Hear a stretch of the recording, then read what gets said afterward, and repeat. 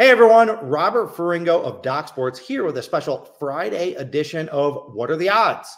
With me as always is my co-host Rafael Esparza, and we are going to be breaking down some of the lines on this weekend's football betting board that jumped out to us this week. Call them trap lines, call them odd lines, just call them weird lines. We're here to help you make sense of the odds in some of this weekend's highest profile games. Now, we're going to get to Rafael in 1 second. We also have free plays for you at the end of this video. But first, I'm going to do something that Rafael absolutely hates.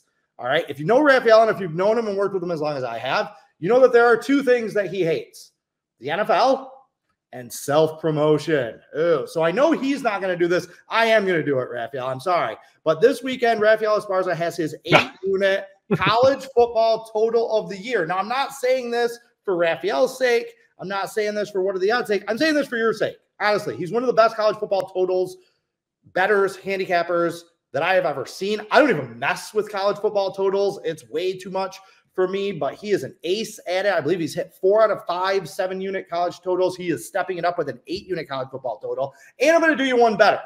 Click on the link down in the description below.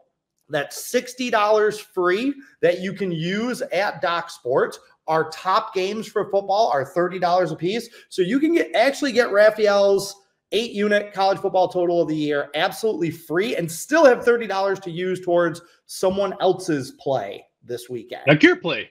Like my play, like my 7-unit NFL play. There's 2 other guys that actually have NFL totals of the year. It's kind of a weird thing. Like, you don't, other than from Rafael, you don't see a lot of 8-unit totals from our collective team of handicappers, but 1 in college and then 2 separate ones in the NFL. So a little bit of an oddity there, but do yourself a favor and get going with that. Okay, Rafael, now we are going to get into it. And perfect segue. The first game that jumped out at you was actually a total, the East Carolina Army game. What do you got for us? First of all, this Army story, I'll throw in Navy with it. This Army-Navy story that's not being mentioned more because neither of them play in the SEC. They're undefeated. Both of them are undefeated. Army's ranked. The football game they play in December, the Military Bowl that we all watch, because it's the only college football game being played that day, could have college playoff implications. The winner could be making play go, because if Boise State loses to UNLV or what they slip up, the Army or Navy can jump Boise State, who's the head right now in the non-Power 5 conference. This is crazy that we're not talking about Army and Navy, and both of them are throwing the ball. What happened there? What happened to the triple option all 4 downs? Oh, Dave, we don't need to see a punt. But this game against East Carolina is very weird. Army getting a lot of love. They're ranked right now. This number keeps on climbing, but the total is not climbing. The Army number is climbing. I kind of think the dog barks here, but I think we're going to see a lot of point scores here. Army just throws up 40 points like there's no tomorrow, week after week after week. I love this Army total. You can get it. It opened up around 51. There's about 51 and a half, one of them out there. If it goes to 52, I would still take it. I just think Army will be able to put some points up. And if East Carolina wants to try to hang around or upset, they're going to need to put up at least 20-plus points. So now you're only telling me that Army's averaging 37 points a game. You're trying to tell me that East Carolina can't put up at least 15, 17, 18 to keep its total upwards. I just think this total is way low. Instead of moving the game, they should be moving the total. Yeah, Army, the explosive Army Black Knights offense, right? Never thought you'd be hearing about that, but you're right. They have scored 37 or more points in 4 straight games, 5 of their last 6. They really are lighting people up. But you also mentioned that you like the over in this game, but you also like the underdog. That makes me think of our good friend Arun Shiva, the Indian cowboy. That's been one of his longstanding philosophy, that if you like a big underdog, you should always look at the over in that game. East Carolina's defense ranked number 89 in the country in that game. Now, Rafael, you like the total, and you already mentioned about the dog. I want to dig in a little bit on that. Army is 9-1 against the spread in their last 10 games. I believe they've covered 8 straight. Yep. Looking at this number and looking at the direction that it goes, Do you feel like these are fair evaluation? And they've been blowing people out. Make no mistake about it. They are undefeated, and they are justifiably undefeated. None of their games have been close. So do you think that these numbers pushing upwards are actual acknowledgement of the talent and ability on this team? Or do you think it's the sports books just being like, hey, we are losing to these guys every week against the spread. We're just going to inject 5 or 6 extra points into their numbers? I think it's the betting public. The betting public knows they're one of the only teams that have covered every game they're playing. I think there's a small handful of teams this year that have won perfect covering games. The public knows that. So I think the books are putting probably an extra 1 or 2 points on the opening number, knowing that Joe Public is going to be pounding this. This is a perfect example, Joe's versus the pros. Public all over Army. Some sharp money came in on the other side. I have a feeling it's going to be like that all week long, that all the public betting on Army and the wise guys are waiting to see how high this goes so they can jump on the Pirates.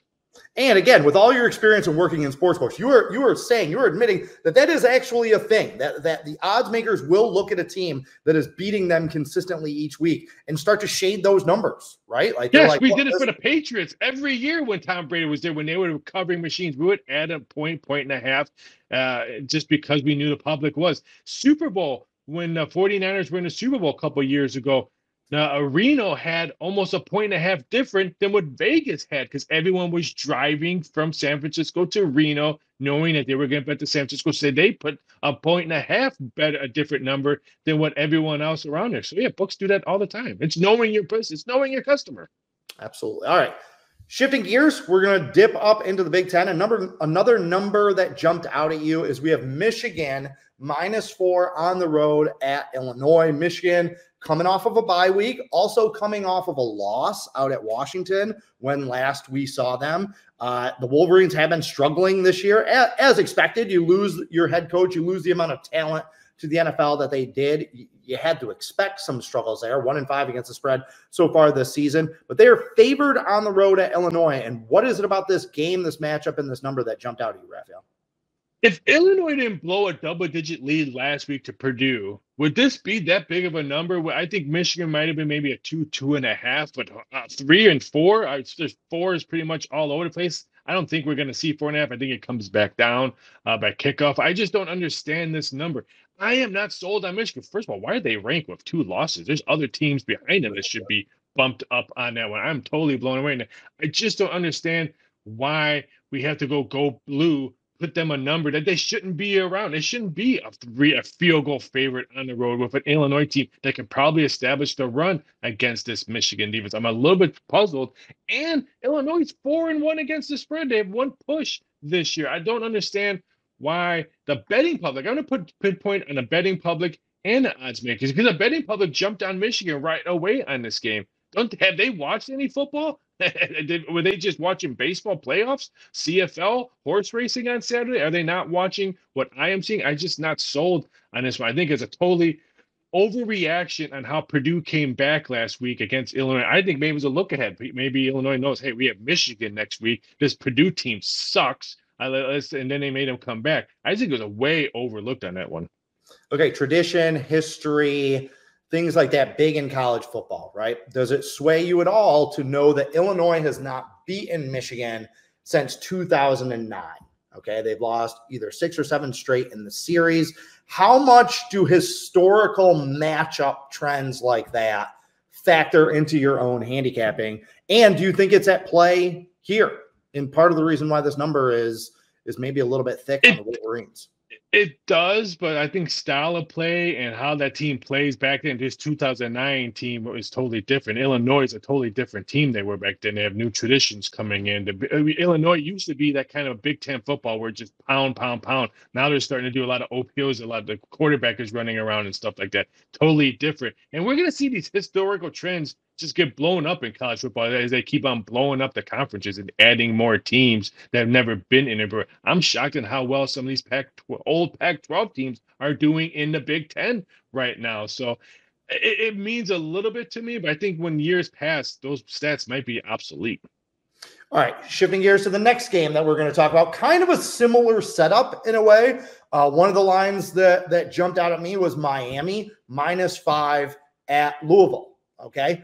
Here we have, very similar to Michigan, in that we have a road favorite coming off of a bye week. Now, Raphael, college, I don't feel like it's as pronounced. In the NFL especially, and maybe a little bit with college, more with bigger favorites. One of the most overrated handicapping nuggets, angles, whatever you want to call it, is, I'm going to bet this team coming off of a bye, right? Like, they've had 2 weeks to prepare. They've been doing nothing but getting ready for this game. Everybody's rested. Everybody's healthy. Everybody's ready to go. No, that's actually garbage. Like, football players are very much creatures of habit. You get them out of their rhythm, out of their routine, blunt that momentum a little bit. That can take away from it. You take college kids and give them less responsibility, I guess I'll say, for 2 weeks. Where is their focus at? And perfect example is Miami is actually 2-8 against the spread in their last 10 games after a week of rest. Again, they're college kids. They're ranked in the top 10. You think they spent the last 2 weeks just focusing on nothing but Louisville? Let me ask you, Raphael. And one other point I want to make. This is very similar to what you talked about with Illinois. If Purdue doesn't make that crazy comeback and Illinois beat them 50-49 last week, what would that number have been? That's kind of my point with Miami.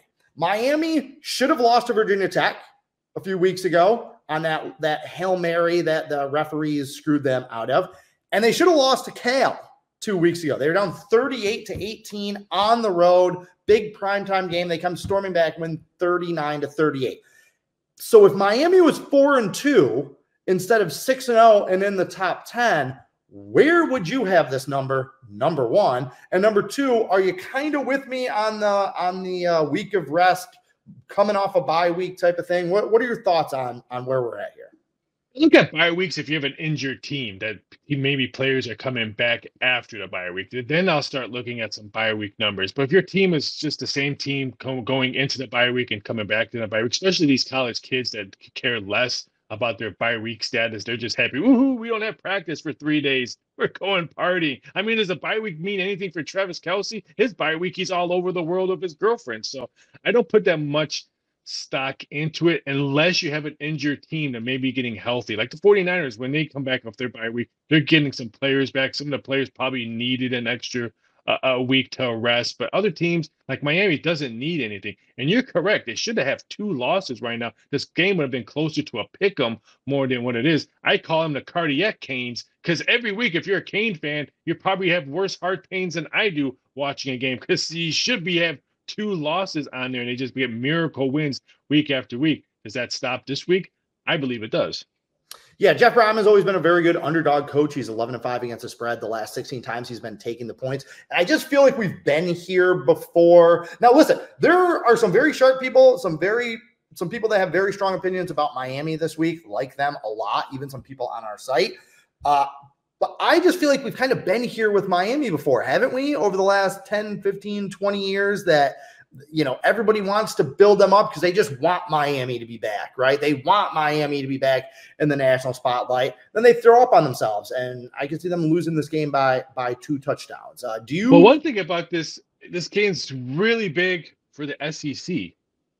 Because if the Canes win this one and Clemson keeps on playing, that's 2 games. That's 2 teams that the SEC could get in, maybe even 3 teams, where everyone else thought maybe 1 or 2 teams that the ACC will come to the college football playoffs. Like I tell people, I do a lot of shows on the SEC and I make fun of the ACC all the time. That's because who I am. But if I'm the SEC, you're looking at Miami, Indiana, Army, Boise State. You need to look at these teams that can maybe take a spot that maybe an SEC could have had a 4 or 5 team slot. So if you're SEC, you're watching this game because this Hurricane game can be a spot that maybe one of your teams didn't get. All right, speaking of the SEC, the final college game that we're going to take a look at is Kentucky rolling into Florida. Now, again, how bizarre is this? No, I'm with you. SEC overhyped. I mean, we're going to talk about the Jet Steelers in the NFL, and neither one of us have any interest in that hype train either.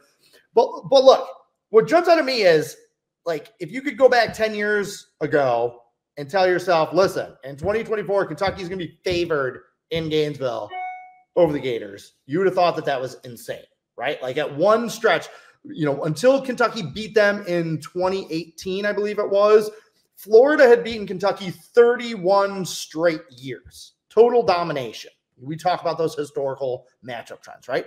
Well, now all of a sudden, Kentucky has won 3 straight in this series, and they are favored on the road. Now, Florida was a team that was left for dead. Everyone kind of has embraced the horror that Billy Napier, this is his last year. He's going to get fired. He's not going to survive the gauntlet of a schedule that they have the rest of the season. However, did we jump off this team a little too early? They've covered the spread in 3 straight weeks. They gave Tennessee absolutely everything that they could handle. They've been better off since they made the quarterback change. Is there a little bit of value here with Florida? And do you think that Kentucky deserves to be favored on the road in the Swamp here? This question will be a lot better after the end of the season, because if Vanderbilt keeps on winning games, then yes, I think this is the proper number, because everyone's looking at who lost to Vanderbilt, how did you lose? This can hurt you during the college football playoff when they're trying to announce them. But if Vanderbilt keeps on winning, that's not bad of a loss. Just like Northern Illinois. Talk to Bama about Vanderbilt. Yeah, that's like Northern Illinois. Every time they lose, hurts Notre Dame. If Notre Dame needs Northern Illinois to keep on winning, it doesn't matter who they're playing. Same thing with Vanderbilt. I think the number is a little bit. What's the mental game for Florida? You should have won that game last week. How many times can you go into Monday's practice and say, we should have won yesterday, we should have won on Saturday, we should have won on Saturday? We're talking about college kids. What's their mental game?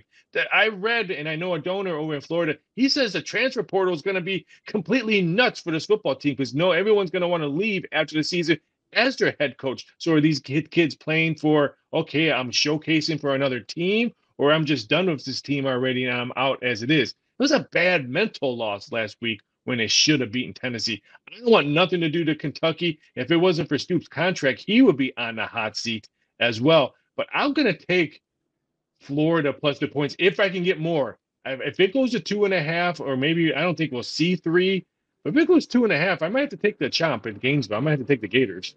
This one's actually moving the other way. I was seeing a lot of 1.5s today before we came on. I disagree with you about Stoops, by the way, though.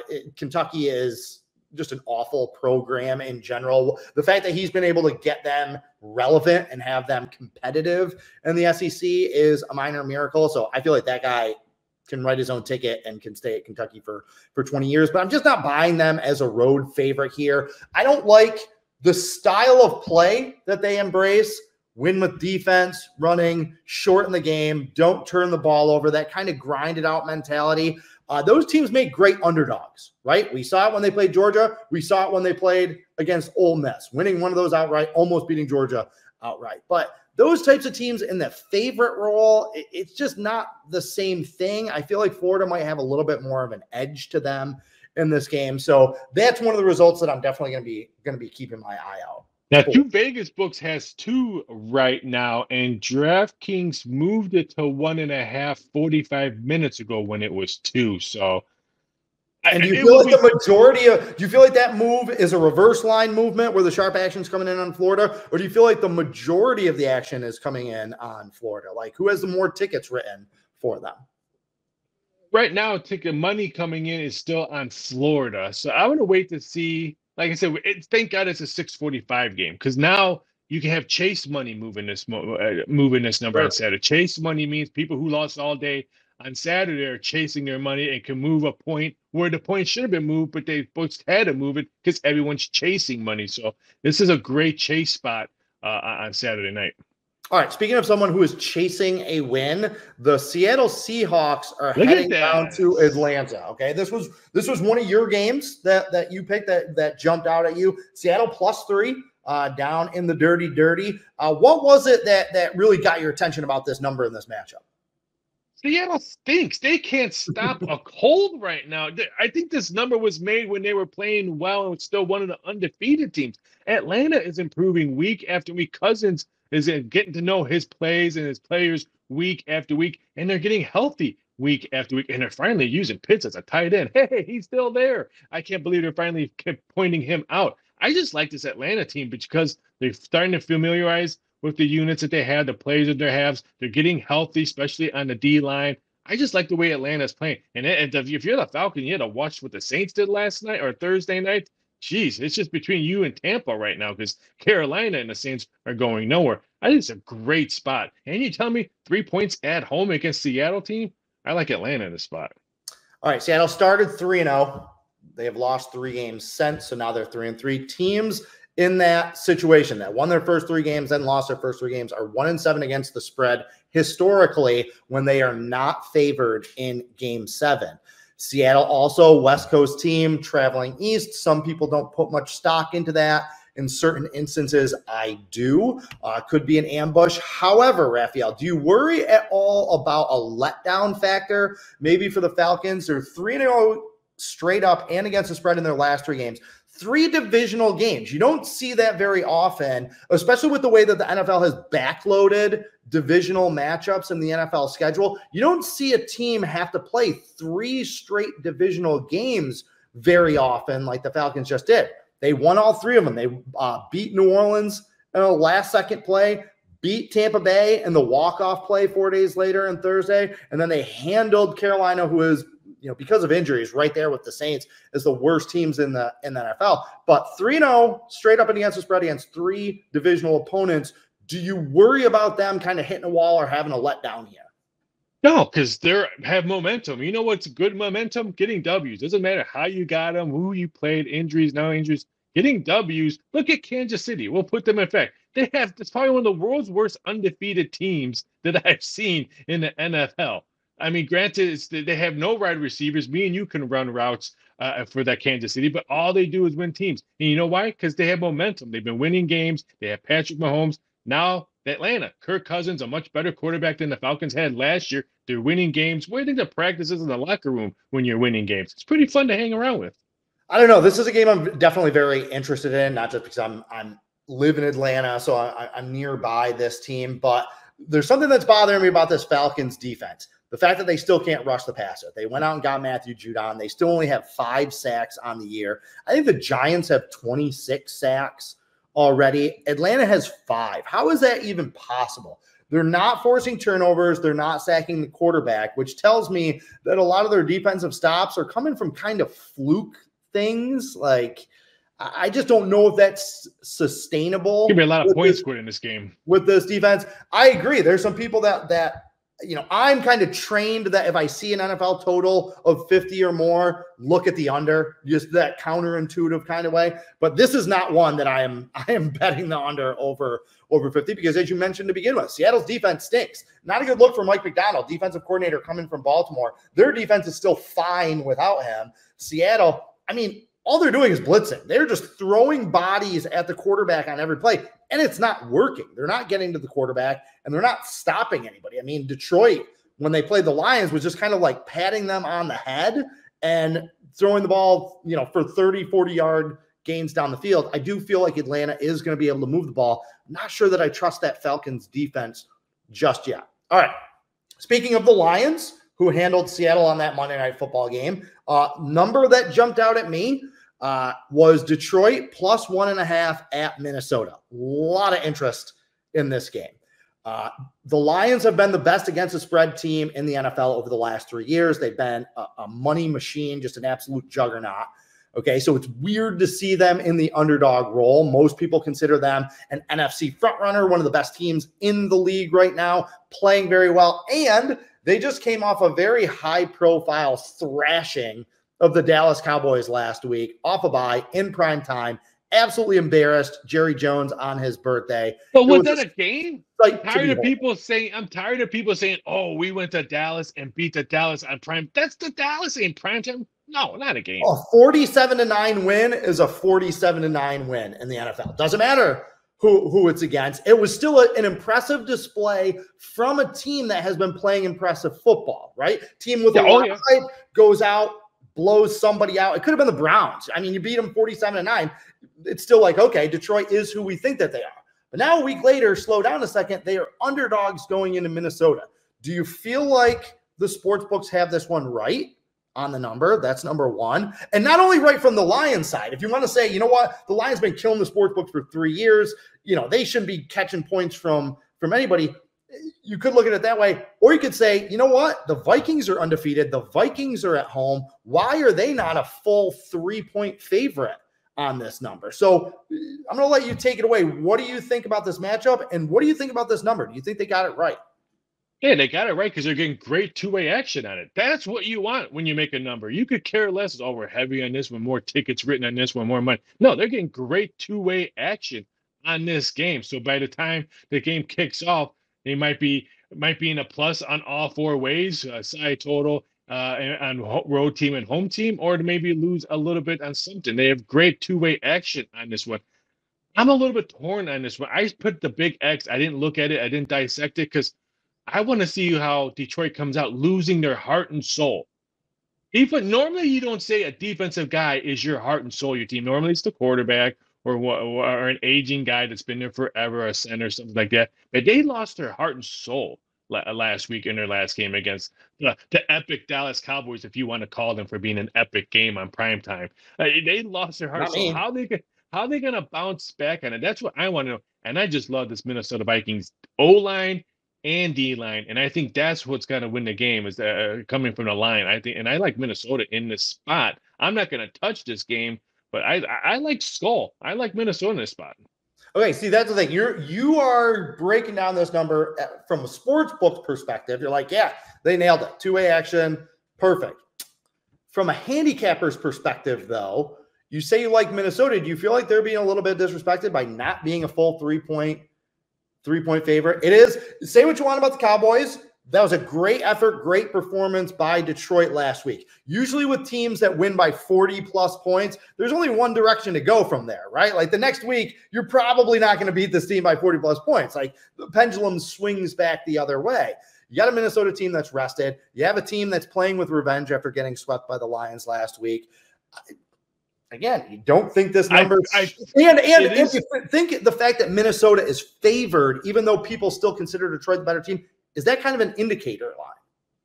It is when I looked at it, but as soon as I looked at this game, all I could think about, wow, what the Lions just lost. So I didn't dissect this. I didn't handicap this game as what we're doing right now, just because of that factor. I totally see, the better offense has to be the Lions. Yes, but the better defense, I'm going to have to put it on Minnesota on this one. I can't believe the Minnesota's not a 3-point favorite if they're undefeated. There's so many different factors, but how I capped this game when all the numbers came out, how can I touch this game? Because I don't know what the mental state of the Lions losing their best player. He could have probably won MVP if he threw a ball as well as he played defense on this one. That's how good he was playing this year. So for me, unless for some odd reason we see ridiculous line movement come in, I might touch this game. But for me, too many X's and O's and too many question marks for me to even look at handicapping this game. Yeah, I'm looking hard at the Vikings. However, Detroit is 7-0 against the spread in the last 7 games against Minnesota. Raphael, the last game we're going to talk about, we'll get to this one relatively quickly, is the Jets at the Steelers. Now, I hate the Jets. You hate the Jets. Like, I'm sick of hearing about the Jets. Like, it's ridiculous how much hype they get for being one of the worst franchises in North American sports. And they're just not a very good team. Like, they stink, frankly. But once again, they're in the news this week because they made the big splash. They go out and get Devontae Adams. I heard somebody put it very well. They're like, that's like getting a new stereo system on your boat, even though it's got a massive hole in the hull, right? Like Devontae Adams isn't going to fix what's wrong with the Jets. But the interesting thing about this has been the line movement, right? Pittsburgh started as a small 1.5-point favorite. They make the Devontae Adams trade, and Pittsburgh decides that they're probably going to bench Justin Fields and start Russell Wilson. The line shifts the other way. Now the Jets are favored. In your experience, what has been the outcome and the result when you don't see it often in the NFL, right? You don't see 5-point line swings or 4-point line swings in the NFL from like Tuesday to Thursday very often. But in your experience, what's usually the end result of a big move like that? I mean, this one opened up a couple of days ago or 8 days ago was -1. And it flipped to the other side of -1, -1.5. Devontae Adams did not move a number. When the trade announced it didn't move futures, it didn't move the number for the game. We didn't circle the game because, Devontae Adams, only $500 max bet on this game. And sportsbooks didn't care less about a wide receiver. Quarterback change. Okay, now you got the sportsbook attention. I think that's why the overreaction on the betting number was the quarterback change. I still can't believe that we talked about Devontae Adams. Last time I checked, he can't block He can't run the ball. They still have trouble running the ball. I'm sure Aaron Rodgers is still going to get sacked a lot or pressured a lot because that offensive line stinks. I don't know what Tomlin's doing for switching the quarterback on this one. I know Fields has trouble throwing the ball long. Its accuracy is not that good. But last time I checked, me and you didn't think they're going to be 4-2 in their first 6 games. I can guarantee you that. So yeah, I don't know. I can't double question Tomlin. So even if he's making a quarterback change, he must know something that I don't, because so far he's been correct a lot more years than I have.